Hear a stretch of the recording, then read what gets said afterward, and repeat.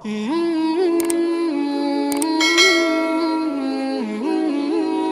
ونصلي على رسوله الكريم اما بعد اعوذ بالله من الشيطان الرجيم بسم الله الرحمن الرحيم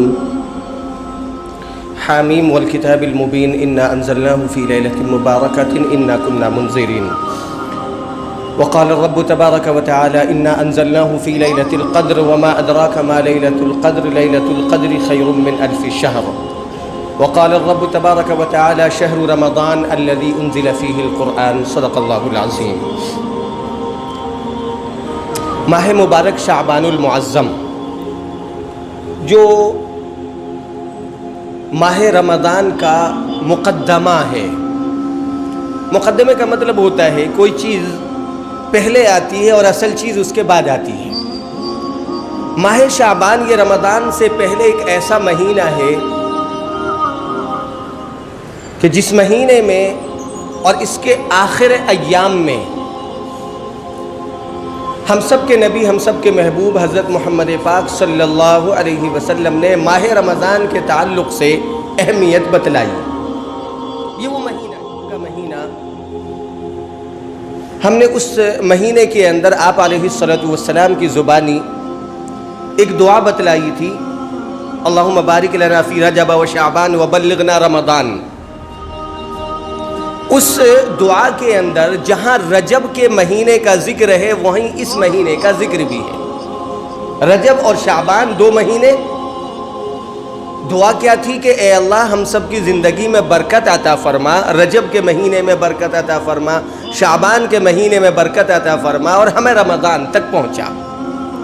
تو یہ وہ مہینہ ہے شعبان المعظم کا۔ ایک تو اس پر اللہ کا شکر ادا کیا جائے کہ اس رب ذوالجلال نے ہمیں زندگی عطا کی اور ہم ماہ رجب المرجب کے بعد ماہ شعبان کے نصف تک پہنچ گئے۔ ماہ شعبان آخر تک پہنچنے کے بعد پھر ماہ رمضان کی شروعات ہوتی ہے۔ یہ ماہ معظم شعبان المعظم جو الفاظ کے اعتبار سے ہی ہمیں یہ مہینہ بتلاتا ہے، شعبان، شعب اصل میں حصے کو بولتے ہیں، شعب ٹہنی کو بھی بولتے ہیں، شعب شاخ کو بھی بولتے ہیں۔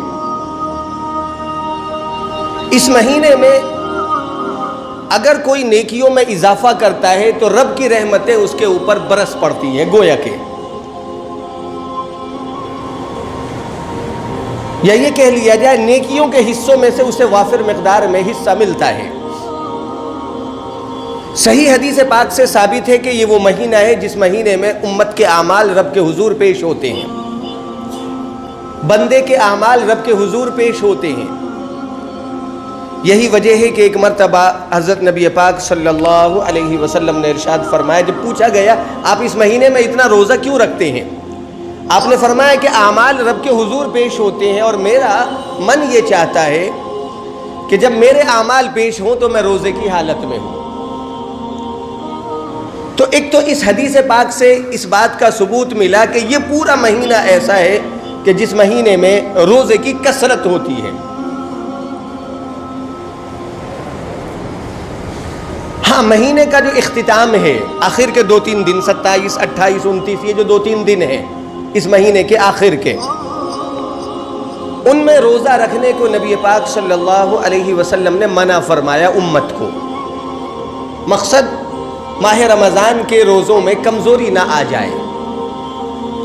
ٹھیک یہی مثال جیسے عرفہ کا روزہ بہت قیمتی ہے، بہت فضیلت والا روزہ ہے عرفہ کا روزہ، لیکن حاجی کے لیے افضل یہ ہے کہ وہ عرفہ کا روزہ نہ رکھے تاکہ جو آگے اعمال آ رہے ہیں 10 ذی الحج، 11 ذی الحج، 12 ذی الحج، جو اعمال کرنے ہیں، اسے جو محنت کرنی ہے، بھاگ دوڑ کرنی ہے، اس میں اسے ضعف نہ آئے، کمزوری نہ آئے۔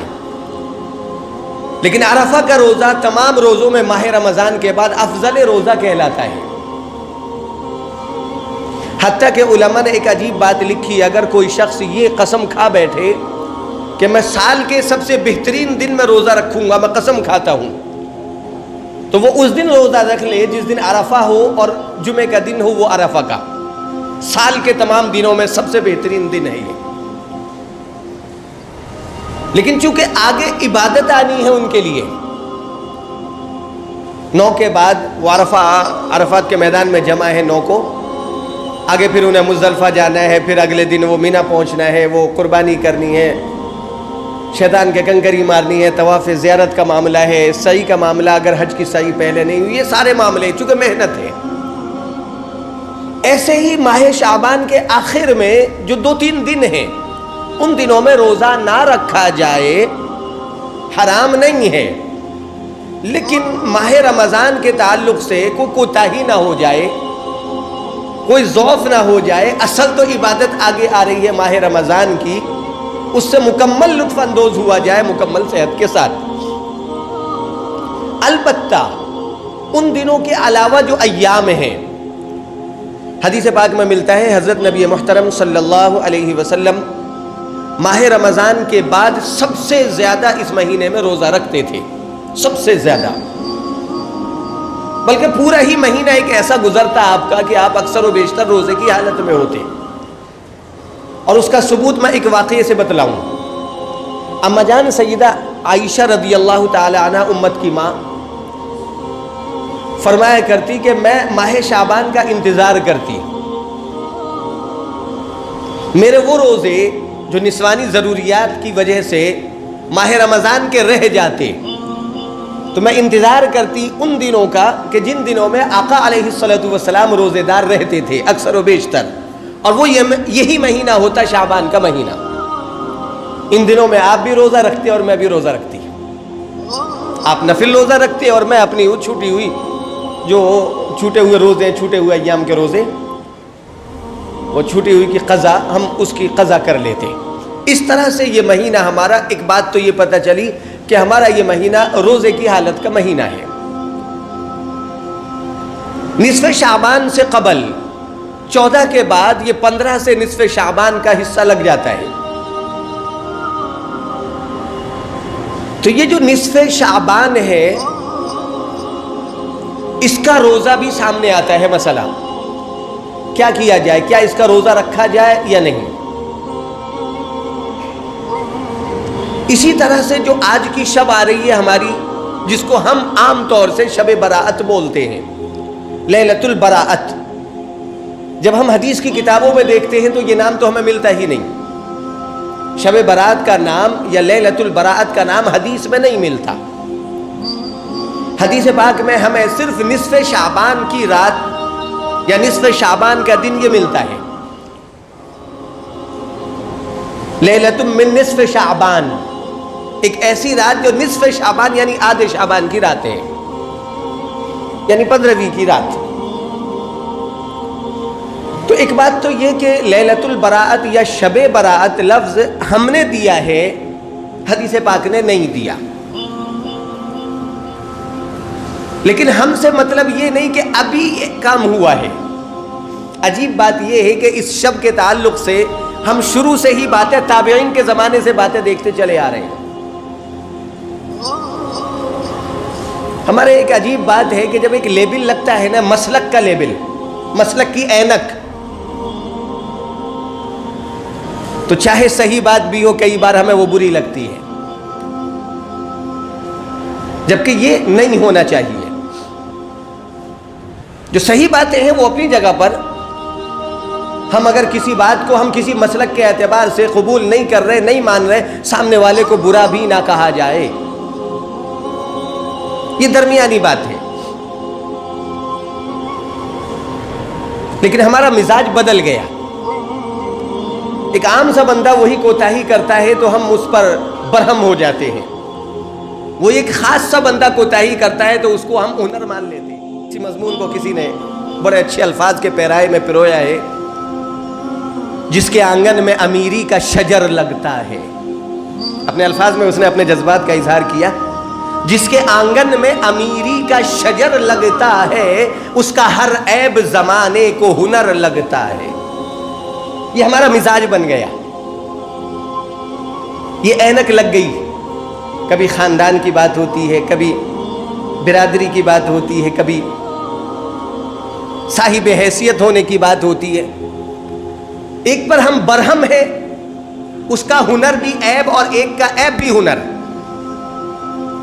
یہ دو رنگی کیوں؟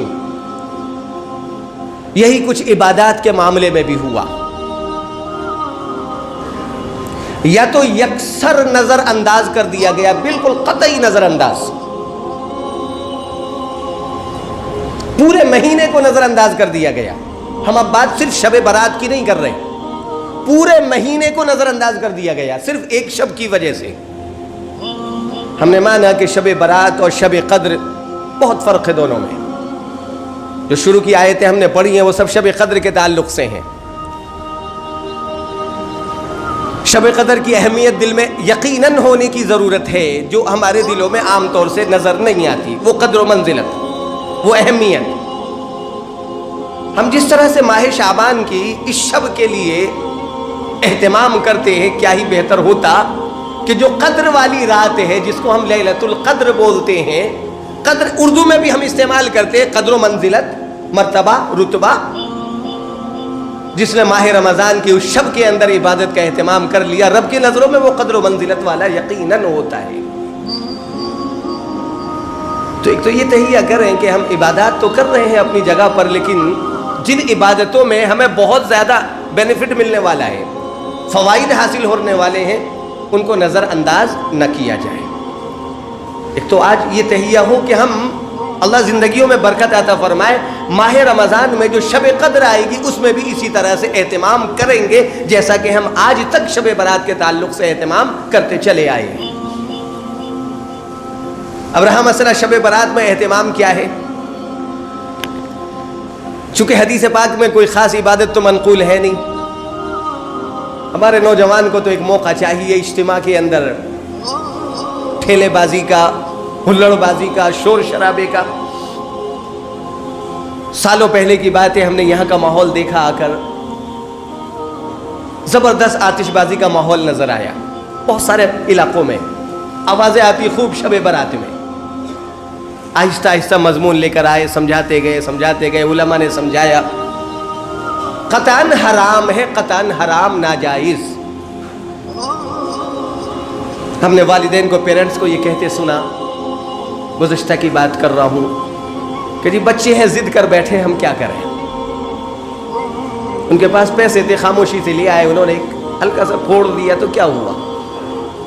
مقصد یہ نہیں ہے ہلکا سا پھوڑ دیا، مقصد یہ ہے کہ اگر کوئی نقصان والا کام کر رہے ہیں، خدا نہ کرے دنیاوی طور سے اپنے کسی نقصان کا کام کریں، تو کیا ہم یہ کہیں گے کہ بچہ ہے کر گیا؟ وہ ہم اس پر نظر رکھیں گے نا. آپ علیہ الصلوۃ والسلام کا وہ مشہور واقعہ، صحابی رسول ہیں، کلمہ زبان پر جاری نہیں ہے، آخری لمحہ نزا کی حالت ہے.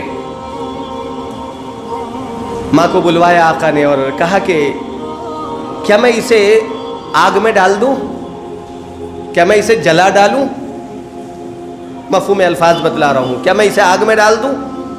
ماں کہنے لگی یا رسول اللہ یہ کیسے ہوگا، میرے سامنے میری اولاد کو آپ آگ میں ڈالیں گے؟ فرمایا کل قیامت کا منظر ہوگا، اگر تم نے اسے معاف نہ کیا، تم ناراض ہو نا، اللہ جہنم کی آگ میں ڈال دے گا. یا رسول اللہ میں نے معاف کر دیا، زبان پہ کلمہ جاری ہو گیا. صحابی رسول نے، بڑا مشہور واقعہ ہے نا.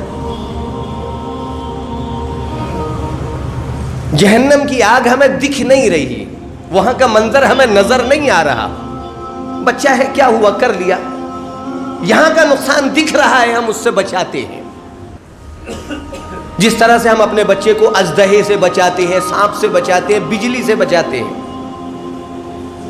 جلنے سے، کودنے سے، گرنے سے بچاتے ہیں. یہ تو اگر کوئی جسم کا نقصان ہوا تو ظاہری طور پر کچھ دن کا نقصان ہے نا، آخرت کا نقصان تو بڑا نقصان ہے. کلکم راعٍ وکلکم مسئول عن رعیتہ، تم میں سے ہر ایک شخص مانند چرواہے کے ہے، اور جیسے چرواہے سے جانوروں کے بارے میں سوال ہوتا ہے، ایسے تم میں سے ہر کسی سے اپنے گھر والوں کے بارے میں قیامت میں، اپنی رعیت کے بارے میں قیامت میں سوال ہوگا. تو خدا را اگر کسی پیرنٹس کے دل میں یہ بات ہے تو اس کو اصلاح میں لائیں، تبدیل کریں. بچہ ہے کر گیا تو کیا ہوا؟ نہیں، بچہ ہے تو کیا ہوا. آتش بازی کا سلسلہ کوئی بچہ ہمارا قطعی نہیں کرے گا، کیونکہ یہ ناجائز اور حرام ہے. اس شب میں پٹاخے بازی، آتش بازی کا مطلب پٹاخے بازی کرنا حرام اور ناجائز ہے۔ ایک تو یہ چیز ہم اپنے نوجوان دوستوں کو، اپنے نوجوان ساتھیوں کو کہیں گے، اور پیرنٹس کو بھی کہیں گے، بڑے پیار سے سمجھائیں۔ دوسروں نے سختی کی پھر رکے تو کیا ہوا؟ ہمارا اندر کا ایسا ہو کہ ہم خود ان غلط چیزوں سے رک جائیں۔ ٹریفک والوں نے کام کیا کہ بھئی وہ 3-3 4-4 5-5 لدے جا رہے ہیں، سارے مر گھاٹوں پہ بھی کھڑے ہوئے ہیں، انہوں نے چلان کاٹنے شروع کیے تو لوگ رکنے لگے، اور تب بھی نظر بچی، اور اندر گلیوں میں شائش ہوئی، یہاں گاڑی نکالی، وہاں گاڑی، یہاں تیز رفتاری، وہاں تیز رفتاری، ان جگہوں پہ جہاں اوورٹیکنگ نہیں ہے وہاں بھی زبردستی۔ اس شب میں ہم نے بہت حادثے دیکھے ہیں گزشتہ، بہت حادثے۔ خدا کے لیے اپنے بچوں کو، نوجوان ساتھیوں کو سمجھائیں، یہ عبادت نہیں ہے۔ خواہ مخواہ کی تیز رفتاری میں اللہ نہ کرے کوئی حادثہ ہو گیا، کیسے سمجھ لیں گے جنت کا فیصلہ ہو گیا، شہادت کی موت ہو گئی، کیسے سمجھ لیں؟ جان بوجھ کے کیوں زندگی کو، یہ زندگی ہماری اپنی نہیں ہے، امانت ہے، یہ امانت میں خیانت ہے، اور رب کے حضور امانت میں خیانت ہے۔ خدا کے لیے اس بات کو سمجھیں۔ ایک تو اس رات میں جو اپنے طور پر اجتماعی نہیں ہے بلکہ یہ انفرادی کام ہے، جو اپنے طور پر کر سکتے ہیں کر رہے ہیں، ورنہ سو جائیں۔ وہ ہلڑ بازی سے، خواہ مخواہ بائکوں پر سوار ہونے سے، خواہ مخواہ شور شرابے سے قطعاً پرہیز کریں۔ قبرستان کے تعلق سے ایک دو لمحے کی بات اور کر رہا ہوں۔ قبرستان کے تعلق سے پوری زندگی میں ایک مرتبہ تو ثبوت ہے آقا علیہ الصلوۃ والسلام سے۔ ہم میں سے اکثر و بیشتر ایسے ہوں گے، کوئی انہوں نے شب برات نہیں چھوڑی ہوگی جس میں قبرستان نہ گئے۔ ہم تو یہ کہتے ہیں کہ روزانہ جایا کریں، وہ عبرت کی جگہ ہے، وہاں جا کر انسان کو پتہ چلتا ہے کہ ہمیں آخر ایک دن یہیں آنا ہے، من و مٹی تلے آرام کرنا ہے۔ جب ہم آئیں گے تو مٹی ہمیں انکار نہیں کرے گی۔ سنا ہے کہیں کسی مٹی نے یہ کہا ہو کہ ہمارا پیٹ بھر گیا، آپ بندے کو لے کر آئے، لے جاؤ واپس، وہیں رکھو، جیسے سب سما گئے ہم بھی سما جائیں گے۔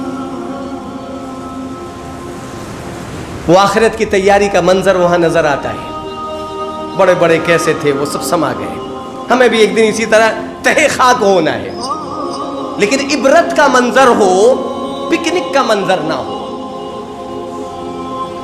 وہ بریانی کھانا، وہیں جا کر وہ تکے کباب کھانا، وہ دلی گیٹ قبرستان کا ہم نے پہلے ماحول دیکھا ہے، مجھے یہاں بٹلہ ہاؤس قبرستان کا نہیں پتا، لیکن کئی بار ایسا ہو، سامنے ایک مسجد ہے بوری بٹیاری، بو علی بختیاری، کئی بار اس میں بات چیت ہوئی ہے شب برات کے موقع پر، نظر آیا پورا میلہ ٹھیلا، فون پہ کہاں ہو، یہاں آ جاؤ، بریانی والے کے پاس میں انتظار کر رہا ہوں۔ تماشا نہ بنائے، عبرت کی جا ہے وہ، جیسے یہ دنیا عبرت کی جا ہے، تماشا نہیں ہے، وہ جگہ بھی جہاں من و مٹی تلے لوگ آرام کر رہے ہیں وہ عبرت کی جا ہے، تماشا نہیں۔ اور ایک چیز اور، آخری بات میں ابھی کہہ کر اپنی بات روک رہا ہوں۔ پہلے ایک بڑا ماحول تھا کہ جس صلاۃ التسبیح کی جماعت ہوتی تھی، لوگ دلی پہنچتے تھے، یہاں سے بھی ہم نے سنا تھا، وہ کچھ جگہ ہے میں نام لوں بھی تو سمجھ، نہ بھی لوں تب بھی سمجھ میں آ جائے گی بات، ترکمان گیٹ پر وہ گلی، کچھ امیر ہاشم وغیرہ میں کچھ جگہ ہیں، خانقاہ وغیرہ، جہاں باقاعدہ صلاۃ التسبیح کی جماعت ہوتی تھی۔ صلاۃ التسبیح اپنے طور پر کوئی ادا کرتا ہے، نفل نماز ہے، جب چاہے ادا کریں۔ اگر کہیں جماعت ہو رہی ہے، ہم نے تو بعد میں یہاں کا ایک پتہ چلا تھا، ہمیں کئی سال پہلے کی بات ہے، یہ ایک خاتون ہے وہ امامت کر رہی ہیں صلاۃ التسبیح کی، جی واز وغیرہ کرتی ہیں، وہ اجتماع کرتی ہیں، وہ صلاۃ التسبیح کی جماعت کرا رہی ہیں عورتوں کو۔ خدا کے لیے ان خرافات سے بھی بچیں۔ جماعت، اصل جماعت سے تو ہم دوری اختیار کیے ہوئے، اکثر و بیشتر فجر میں وہ غائب ہو کر سو کر پڑ جاتے ہیں، اور صلاۃ التسبیح کی لگے جماعت کرنے، حدیث پاک میں اس کا بھی ثبوت نہیں ملتا۔ یہ کچھ چیزیں تھیں جو مجھے منظر عام پر دکھانے کی ضرورت تھی، اور ایک درد تھا جو ذہن میں بات آئی کہ کیوں نہ بطور اصلاح کچھ باتیں کہہ دی جائیں، اور ایک اتنی سی بات کہ رب کے حضور اس وقت ہمیں دعا کی ضرورت ہے۔ ہم اس شب میں اور آئندہ جو شب ہے، سب ہر ایک شب میں، چونکہ ماہ رمضان کے جیسے جیسے قریب ہم پہنچ رہے ہیں، ایام میں، وقت میں، دنوں میں، رات میں، سب میں برکتوں کا نزول ہو رہا ہے۔ جیسے جیسے رمضان کا قرب ہو رہا ہے ویسے ویسے وہ قیمتی وقت ہو رہے ہیں، تو خدا کے لیے، امت کے لیے اور اپنے لیے مانگے۔ اور ماہ رمضان کی چونکہ ہمیں پوری بہاریں لینی ہیں، یہ رات ایسی ہے کہ جس میں بخشش عام ہوتی ہے. کچھ لوگ ہیں جن کی بخشش نہیں ہوتی. ایک بندے کی بات کر رہا ہوں، کینہ پرور اگر کوئی شخص ہے تو رب اس بخشش عام کی رات میں بھی اس کی معافی نہیں کرتا. تو اگر ہم نے کسی کے لیے دل میں کوئی برائی کی جگہ دی ہے، کوئی برا سوچا ہے، ہم نے کسی کو برا سمجھا ہے، منہ پہ تو تعریف کر رہے ہیں اور دل میں برائی لیے بیٹھے ہیں، خدا کے لیے توبہ کر لیں. یہ عام بخشش کی رات ہے، اس رات میں بھی بخشش نہیں ہوا کرتی. اس کے الطاف تو سب پہ عام ہیں، لیکن ہم ہی اگر کسی قابل ہوتے، بڑا مشہور شعر ہے نا وہ، جس کا صرف مفہوم بتلا رہا ہوں، اس کے الطاف تو عام ہے، شہیدی سب پر. ہم ہی اگر کسی قابل ہوتے، یقیناً ہم میں اگر کوئی کوتاہی ہے تو اس کو دور کرنے کی کوشش کریں. اللہ کہنے سننے سے زیادہ عمل کی توفیق عطا فرمائے. وما علینا الا